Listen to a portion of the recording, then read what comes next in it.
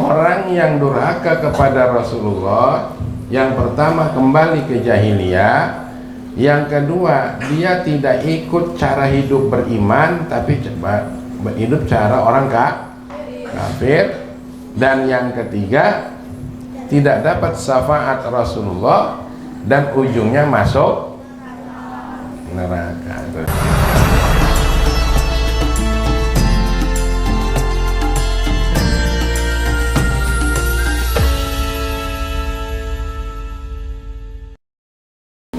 Kita sudah sampai ke materi durhaka kepada Rasulullah. Kita harus berakhlak kepada Rasulullah, jangan sampai durhaka. Konsekuensinya kalau durhaka kepada Rasulullah, yang pertama kita akan kembali kepada jahiliyah. Kemarin sudah kalian catat ciri-ciri jahiliyah ada berapa? Yang pertama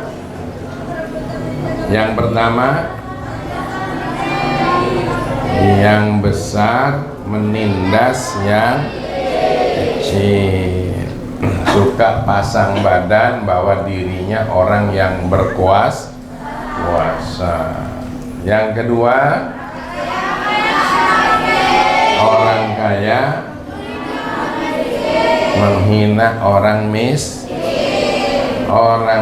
miskin.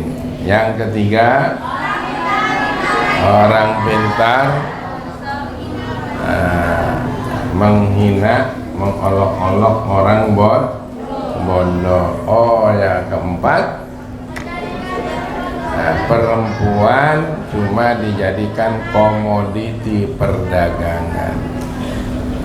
Di zaman jahiliyah, seorang punya istri ratusan, bahkan ada yang lebih dari itu. Di Indonesia juga ya, karena mendurhakai Rasulullah dalam sejarah, boleh kamu cari istrinya Amengkurat I. Amengkurat I itu istrinya 100. Nah itu di Indonesia itu tahun berapa itu? Coba nanti kamu tengok ya. Makanya oleh Rasulullah untuk menghargai perempuan tidak boleh terlalu banyak bininya, paling banyak cukup 4 orang. 4 itu sudah sedikit itu. Sebelumnya wow. Sebelumnya jawab dong. Sebelumnya wow. Satu orang bisa beristri. Nabi Sulaiman istrinya berapa? Nabi Sulaiman istrinya berapa? 1000. Nah itu luar biasa. Dan itu mukjizat Nabi Sulaiman. Ya, 1000 itu bisa dilayani satu malam. Bayangkan mukjizat Nabi Sulaiman. Tapi datang Nabi sederhanakan, cukup 4 orang. Kenapa harus 4 orang? Nah, nanti kajilah oleh kalian ya. Perempuan tetap lebih banyak daripada laki-laki. Itu keadilan sebenarnya. Kalau kamu mau riset bolehlah. 1 RT coba kamu sensus, berapa laki-lakinya, berapa perempuannya, nanti dijumlah lebih banyak mana. Ini ya. Nah itu cuma pembukaan dari Abaji saja. Jadi jangan sampai kamu mengolok-olok ajaran Rasulullah yang membolehkan lebih dari satu, tapi jadi istri. Nah sekarang ada orang istrinya 1 tapi bininya banyak di jalan-jalan. Jadi yang pertama, durhaka kepada Rasulullah, sanksinya kembali kepada jahiliyah. Jangan sampai durhaka. Nauzubillah min dzalik. Yang kedua, durhaka kepada Rasulullah, sanksinya, hukumannya tidak dapat syafaatnya. Di akhirat nanti tidak dapat syafaatnya.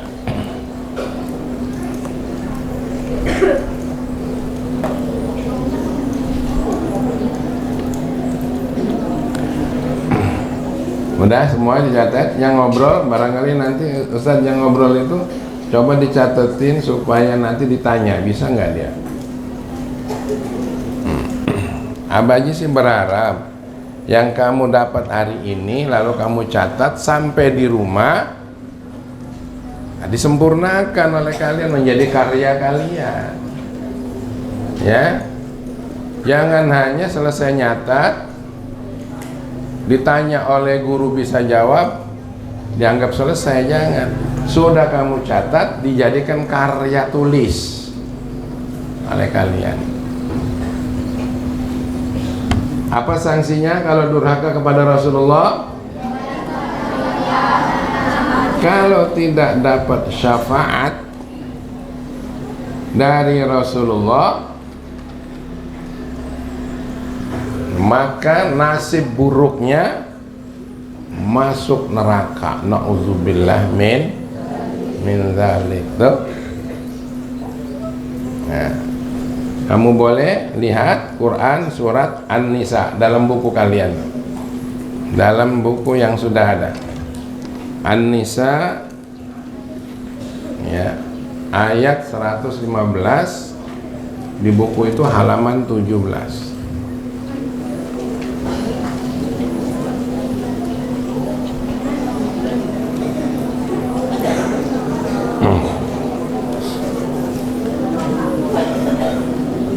Oh, mohon maaf ya, Abaji ini kelewat. Yang tadi itu yang ketiga, yang nanti ujungnya masuk neraka itu yang ketiga.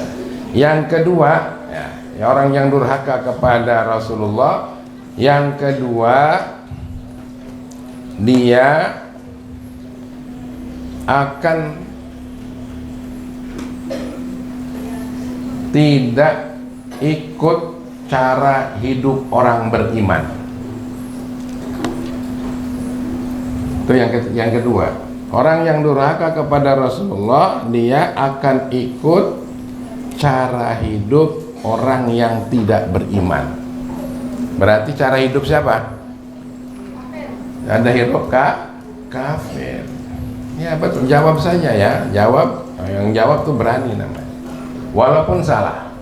Nah, ya, tapi tadi jawabnya benar. Diulangi lagi supaya catatannya benar. Nanti jadi karya kalian. Orang yang durhaka kepada Rasulullah, yang pertama kembali ke jahiliyah, yang kedua dia tidak ikut cara hidup beriman tapi coba hidup cara orang kafir, dan yang ketiga tidak dapat syafaat Rasulullah dan ujungnya masuk neraka. Coba, udah benar catatannya?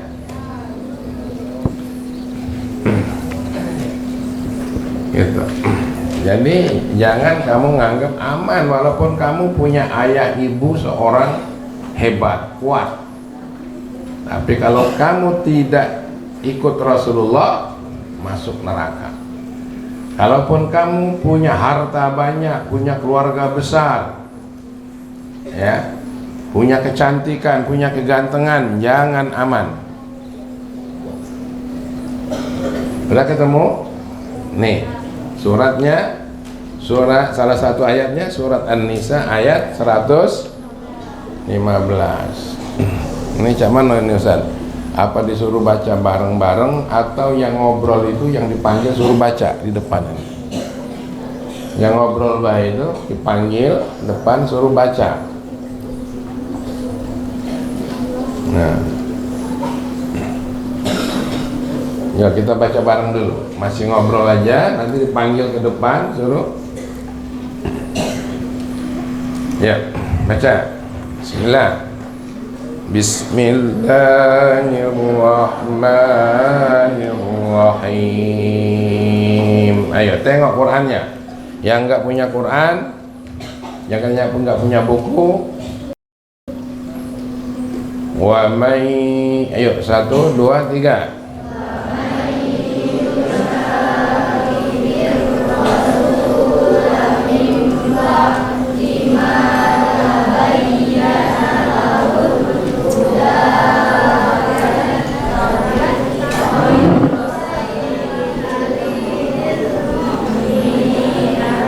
Nuwallihi ma tawalla.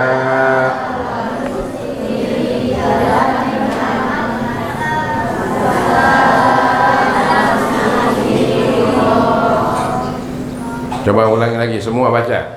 1, 2, 3.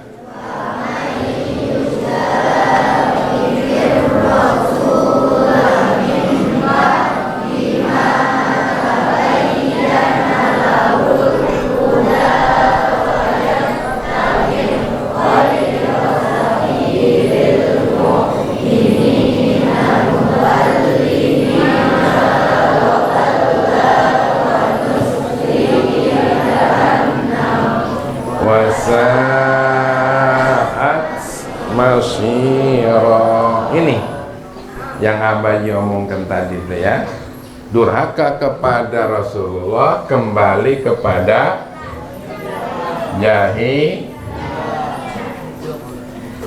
kembali kepada jahiliyah. Dalilnya yang tadi tuh, wa may yushaqiqir rasula mim ba'di ma tabayyana lahul huda. Orang yang durhaka kepada Rasulullah itu adalah orang kembali jahiliyah setelah dia mendapat hidayah, padahal sudah jelas hidayahnya itu, dan dia lahir dari kalangan muslim, lahirnya disambut dengan cara Islam. Tahu-tahu dia berani durhaka kepada Rasulullah, dia bisa jadi kembali menjadi jahil. Kemarin sudah dijelaskan tuh, watak jahiliyah ada, ciri-ciri jahiliyah ada. Supaya hafal, supaya ingat. Yang pertama, orang besar menindas orang kecil.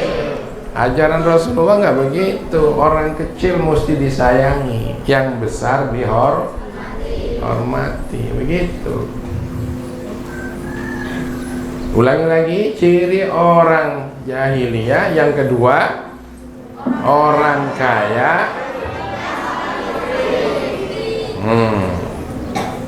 menghina orang.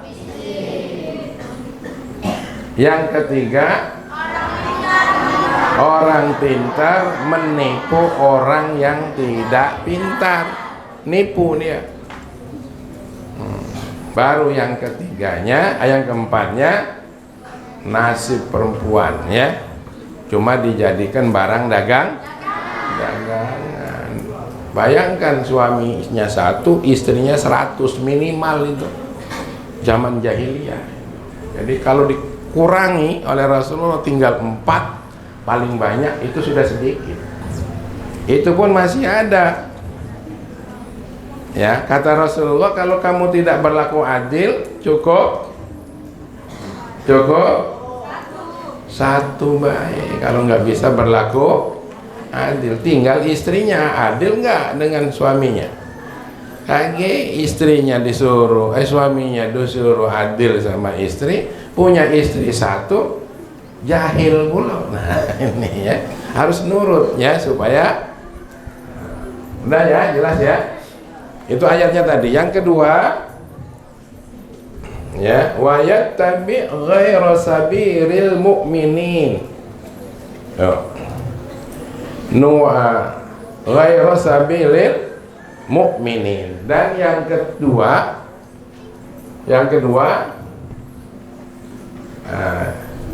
dia cara hidupnya mengikut cara hidup orang yang tidak gaya hidup kali ya. Nanti makanya kata Abaji tadi, nanti disempurnakan di rumahnya gaya hidupnya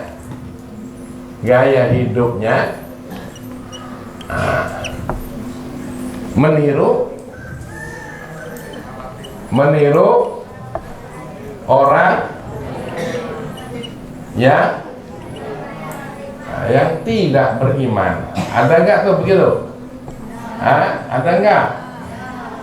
Awas tuh, orang yang tidak beriman pakai tato-tato, orang tak beriman. Gaya hidup orang beriman tuh pakai tato. Tengok orang-orang tak beriman tuh, natonya seluruh tubuh ditato. Rambutnya dicukur separoh nggak dicukur. Itu gaya yang bukan orang beriman. Tahu, rambutnya dicukur separoh, sebelah dicukur, sebelahnya dicat. Bahkan sekarang bukan hanya kepalanya yang dicat, seluruh tubuh dicat. Nah, yang mana itu? Katanya manusia silver. Itu niru gaya orang yang tidak beriman. Karenanya orang yang seperti itu, apalagi gayanya minta-minta seperti itu, tidak diajarkan oleh Islam.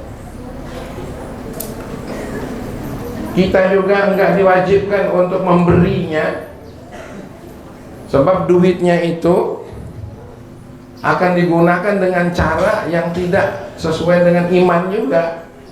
Tidak mustahil duitnya digunakan apa itu? Orang dia juga zuhur enggak sholat, bagaimana nak sholat? Harus mandi dulu kan itu. Chat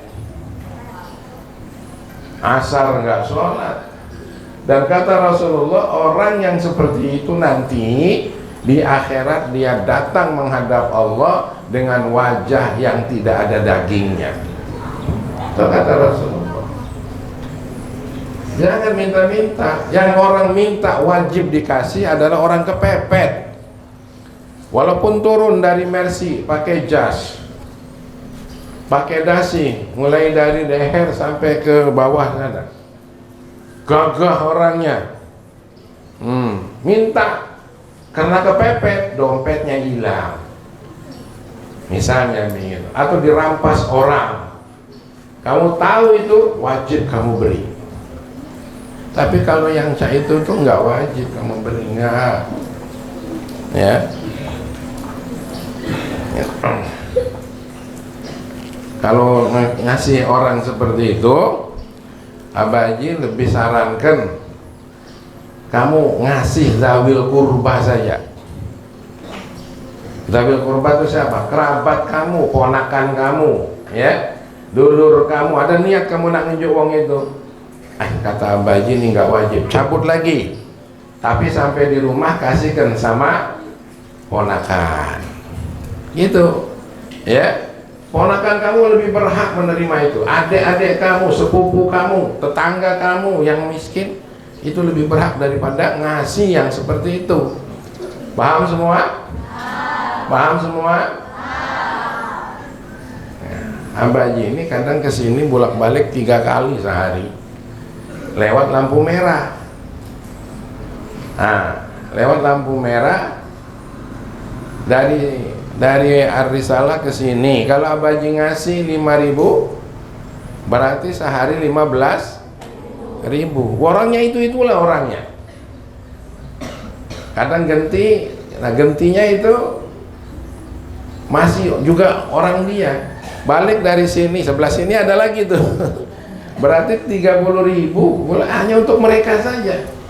Kira-kira duit 30.000 itu enakan dinjuk orang itu atau dinjukan Azam? Azam anaknya Ustaz Sariman. Kalau enak kan dikasih anak Ustaz Sariman, atau dinjuk kamu, kalau ada kira-kira? Belum dinjuk, belum dikasih belang apa?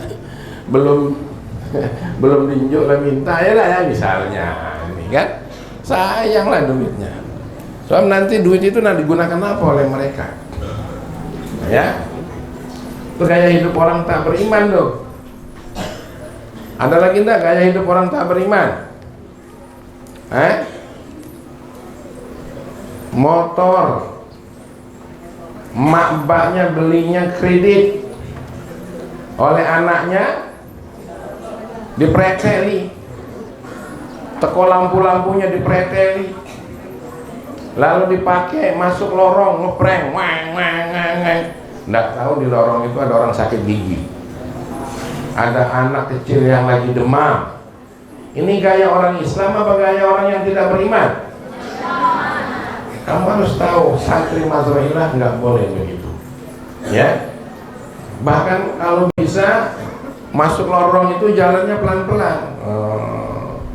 Kalau perlu dimatiin, tutun. Nah, begitu ya. Itu ajaran Rasulullah.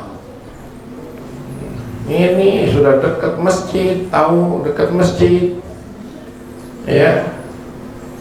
Nyetel musik segede apa, orang lain pada sholat, dia lagi jogetan. Gaya hidup mukmin apa gaya hidup kafir? Gaya hidup kafir. Oh, makanya zaman dulu mau lewat masjid itu ada rambu-rambunya, trompet dicoret, tidak boleh klakson. Sekarang bukan lagi klakson, apa namanya itu? Nalpot itu dimpreng-mpreng itu. Makanya doa orang semasjid kadang-kadang jelek. Caca anak itu kurang ajar nih, mampus lu. Nah, mana itu kira-kira? Abang Haji dulu, bukan dulu ya, tahun kemarin ya, keluar dari Masjid Artisalam mau balik itu, habis sholat isya agak gelap lah, ada motor pakai ngebutnya, tapi nggak kelihatan karena lampunya dimatiin. Abang Haji lewat tuh, hampir aja kena sama dia tuh. Apa? Malah dia marah ya Abang Haji. Woi, katanya. Nah, apa yang terjadi? Besok pagi Abang Haji baca koran, telah terjadi kecelakaan tunggal, nombor motor nombor truk di di Kupang sana. Meninggal rupanya dia itu. Nah, itu masuk lorong masuk truk yang lagi berhenti tanpa lampu, tentunya lagi berhenti malam-malam. Rupanya biasa nyium roti, sekarang dia ganti nyium truk. Nah, ya. Baru kemudian orang yang mendurhakai Rasulullah, ya, nuwallihi ma tawalla wa nuslihi jahannam, akan diarahkan untuk masuk neraka jahanam. Nanti dia sholat nggak mau, puasa nggak mau, zakat nggak bayar, diarahkannya gaweannya itu, akhirnya dia wajib masuk neraka. Jadi bahasa Baji, tidak dapat syafaat, tidak dapat syafaatnya. Nyanya di sini adalah Rasulullah, tidak dapat syafaat Rasulullah. Nih, hati-hati orang yang durhaka kepada Rasul. Coba sekali lagi Mbak ditanya. Orang yang durhaka kepada Allah pasti azabnya ada berapa? Azab Allah ada berapa? Ada dua. Satu, azab Allah tuh, ya, masuk neraka lah. Yang kedua, persekot neraka. Apa itu persekot neraka? Tidak dapat pertolongan dari Allah selama hidupnya. Orang durhaka gitu. Nah, walaupun pinter, walaupun kaya, kemampuannya sebatas dengan kepintaran dan kekayaannya, tapi diancam dengan resiko hidup lainnya. Gitu. Dia dibenci orang, dia tidak disukai orang, rizkinya tidak berkah, itu, umurnya tidak berkah kalau durhaka kepada Allah, doanya tidak dikabulkan, didoakan pun tidak bisa didoakan, sekalipun yang mendoakannya orang soleh. Itu azab dari Allah. Nah, yang kedua, barang siapa yang durhaka kepada Rasulullah, maka balasannya ada tiga. Satu, kembali ke jahiliyah, ciri-ciri jahiliyah sudah dikasih tahu. Dua, gaya hidupnya mengikuti gaya hidup orang tak beriman. Ada di sini yang tukang ngebut, ada di sini tukang ngebut, ada di sini yang motornya knalpotnya dikenceng-kencengin, ada. Sekarang setelah ini cabut, itu gaya bukan gayanya Rasulullah. Ya, stop. Ya, ada yang gaya hidupnya pakai celana pendek, ada. Setelah keluar dari pondok pakai celana pendek, ada. Gayanya gaya orang kafir. Ada yang berkata keras sama ibu bapaknya, ada. Gaya orang kafir. Ada lagi anak yang nggak sholat, kafir betul itu. Ya, Mazra'ilah nggak boleh begitu. Apalagi kayak orang kafir. Siapa yang kamu bisa nyebut? Ngebut, biar bicara keras sama orang tua. Apa? Boleh sebut apa? Gaya orang kafir apa? Narkoba, mabuk-mabukan. Tapi umat Islam banyak juga tuh abadi. Ya, mereka tuh ngikut-ngikut. Mereka itu ngikut-ngikut karena big bossnya tetap orang kafir. Big bossnya, bandar narkoba utamanya itu siapa? Nah, ada yang lain-lain ngikut itu ngikut-ngikut aja. Nah, kamu jangan ngikut begitu. Itulah karena durhaka kepada Rasulullah. Yang ketiga, tidak dapat syafaat Rasul, masuk neraka. Terakhir, nih, Haji, mau kamu buka Quran surat At-Taubah ayat 24.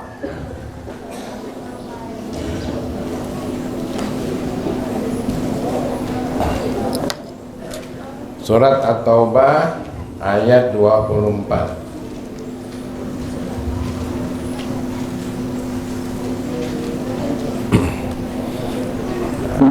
Sekarang Abaji yang mau baca pelan-pelan agar kalian bisa ngikuti.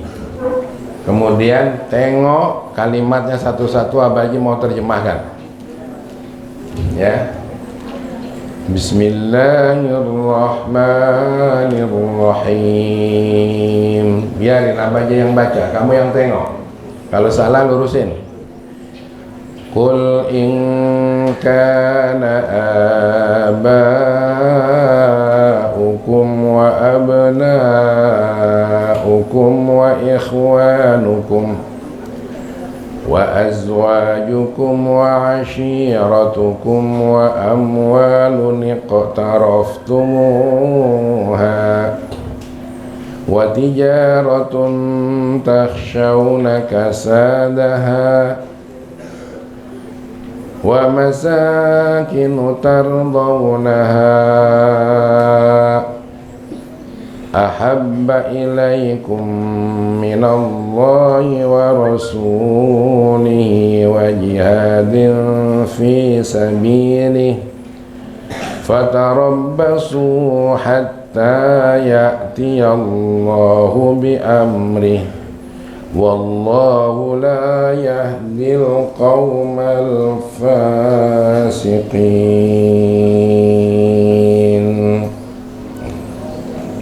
Ya.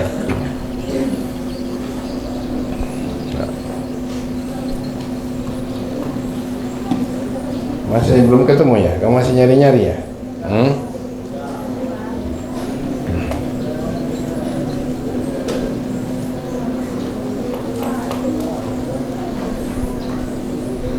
Baik, ulangi lagi.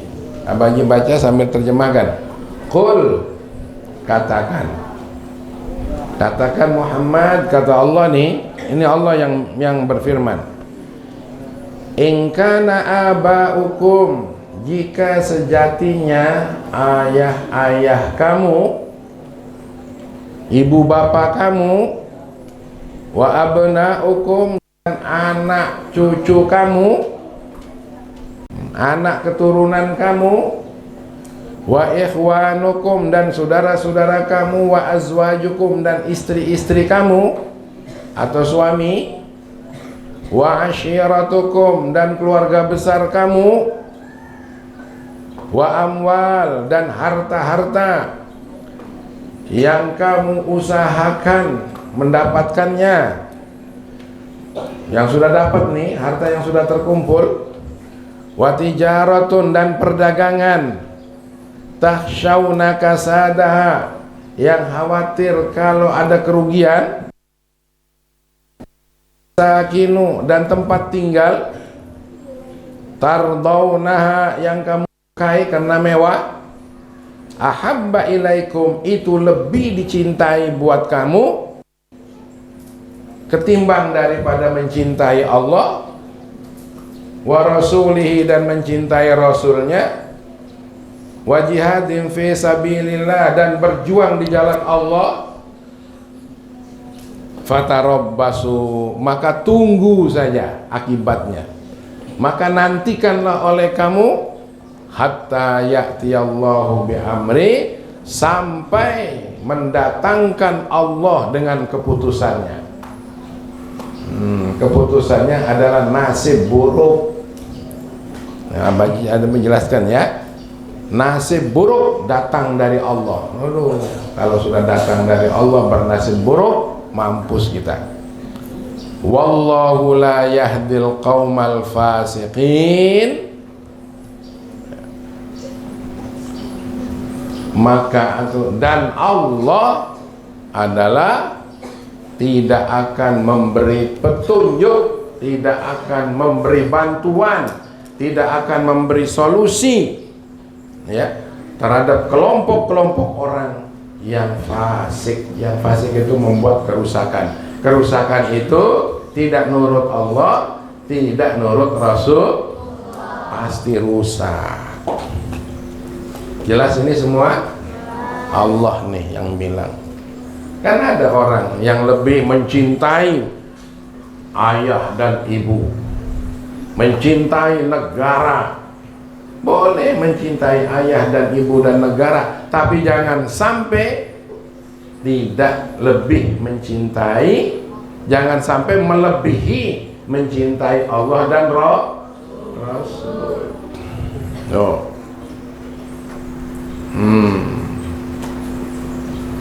Jangan kamu terlalu bangga mencintai selain Allah dan Rasul, mencintai bangsa dan negara, berjuang untuk nama baik negeri kita, bagus. Tapi jangan sampai kamu mencintai semuanya itu lebih daripada mencintai Allah dan Rasul. Negara kamu belum tentu bisa memberikan apa-apa, rakyat kamu belum tentu bisa membantu apa-apa, pemerintah kamu juga belum tentu. Tapi Allah dan Rasul yang memiliki langit dan bumi. Karenanya wajib membela negara, wajib membuat baik untuk bangsa dan negara. Nih kita akan merdeka, peringatan kemerdekaan ini. Tapi lebih wajib lagi memperjuangkan hak-hak lebih wajib lagi memperjuangkan hak-hak Rasulullah. Itu maksudnya. Ini Al-Qur'annya, diancam tuh. Muhammad, omongkan kalau kamu memang bapakmu, anakmu, saudara-saudaramu, keluarga besarmu, dan istri-istrimu, pasanganmu, serta harta yang kamu sudah kumpulkan, lalu perdagangan yang dikhawatirkan bakal ada kerugian, kamu banggakan tempat-tempat tinggalmu, itu lebih kamu sukai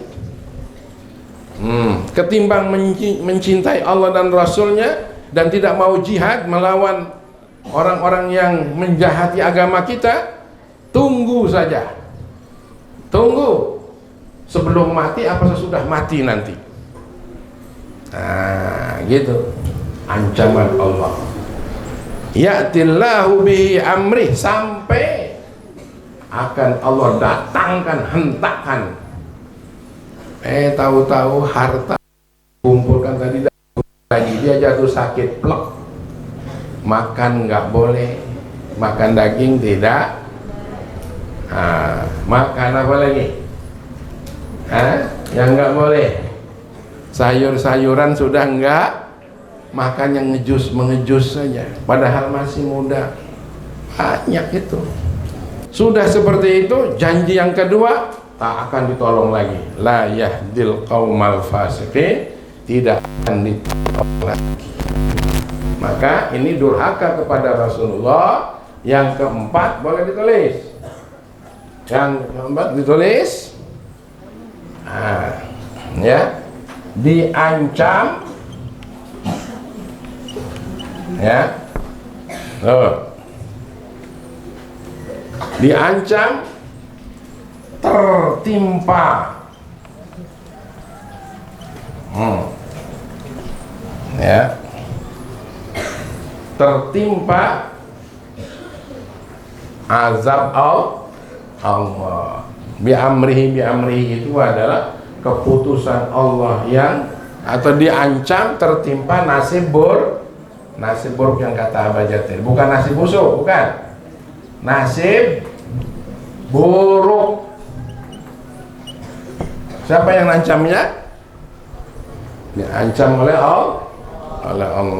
Dan yang kelima tidak dapat petunjuk. Abah nyebutnya tidak dapat solusi hidup. Gitu, tidak dapat solusi hidup. Ini tolong ditulis, dan nanti pulang kamu disempurnakan jadi karya tulis kamu. Setuju?